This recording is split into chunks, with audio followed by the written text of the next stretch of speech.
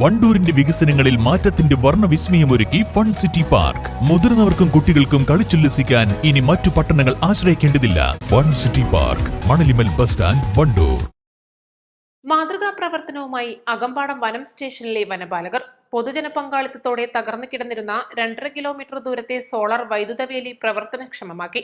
വന്യമൃഗശല്യം അതിരൂക്ഷമായ സാഹചര്യത്തിൽ Nilambur north DFO P Dhanesh Kumar ഇടപെട്ട് തകരാറിലായി കിടന്നിരുന്ന സോളാർ വൈദ്യുത വേലികളുടെ ബാറ്ററികൾ ഉൾപ്പെടെ അറ്റകുറ്റപ്പണി നടത്തി പ്രവർത്തന സജ്ജമാക്കിയിരുന്നു.